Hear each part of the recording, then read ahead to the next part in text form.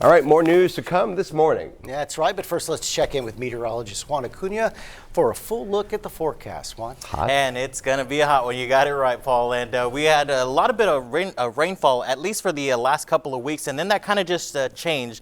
And we got above normal temperatures and things are beginning to dry out. But I want to take a look at the rainfall amounts where we currently stand. And of course, we're still above normal. We didn't receive any yesterday for the month of June. Over 2 inches of some rainfall. And for the entire year, 18.84. So we stand at about 7 inches above normal for this time of year. Water restrictions are done at this point. Lake levels are looking good, but they are starting to remain pretty steady at this point too. So if you are going to be watering, just remember to conserve as much as possible as we continue to head on into the summer months. Downtown Corpus Christi right now is reporting a little bit of some fog out there, and you can see it on the sky cam this morning. We are at 73 degrees with a west-southwesterly wind, only at about 3 miles an hour this morning. And as we take a look at the hour-by-hour forecast to help plan your day on out, we'll drop that temperature about a degree or two for the next hour or so, but by the time we head towards 11 o'clock, lots of sunshine will be around 87 degrees.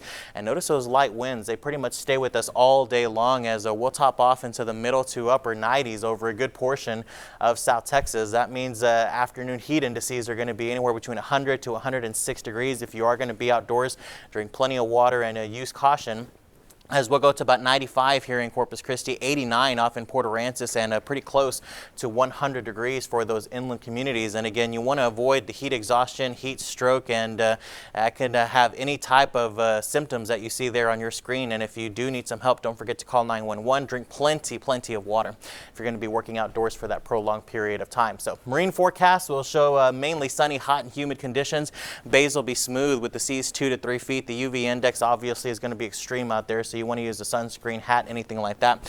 Rip current risk is low, not non-existent, but low, so use caution there. Pollen count for today is moderate all across the board, but mold is on the low end for today. And as we look at the tide times for today over at Bob Hall Pier, 9:44, 9:18 out at the Port Aransas Jetty, 12:45 at Nueces Bay, and then just after 5 o'clock over at the Packery Channel. Want to talk tropics real quick as we continue to watch a area of disturbed weather in the southern Gulf of Mexico.